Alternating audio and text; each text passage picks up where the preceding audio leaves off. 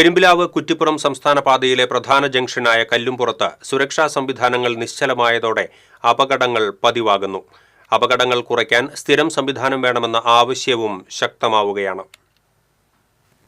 ശനിയാഴ്ച രാവിലെ സ്കൂട്ടറും കാറും തമ്മിൽ കൂട്ടിയിടിച്ച് ചാലിശ്ശേരി സ്വദേശി ബാബു മരിച്ചിരുന്നു. നേരത്തെയും നിരവധി അപകടങ്ങൾക്ക് ജംഗ്ഷൻ സാക്ഷ്യം വഹിച്ചിട്ടുണ്ട്.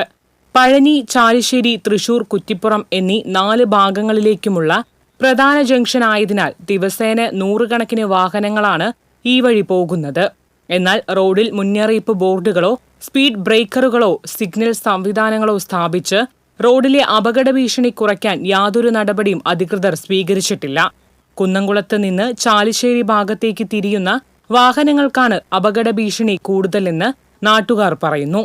കുറ്റിപ്പുറം ഭാഗത്തു നിന്ന് അതിവേഗത്തിൽ വരുന്ന വാഹനങ്ങൾ അടുത്തെത്തിയതിനു ശേഷമേ ജംഗ്ഷനാണെന്ന് കാണാനാകൂ എന്നാണ് പ്രധാന അപകട കാരണം. നിരവധി അപകടങ്ങൾ ഇവിടെ നടന്നിട്ടും അധികൃതർ നിസ്സംഗത തുടരുകയാണ്. കുറച്ചുകാലം പോലീസ് സ്വകാര്യ പങ്കാളിത്തത്തോടെ സ്പീഡ് ബ്രേക്കർ സ്ഥാപിച്ചെങ്കിലും പിന്നീട് ഒഴിവാക്കി.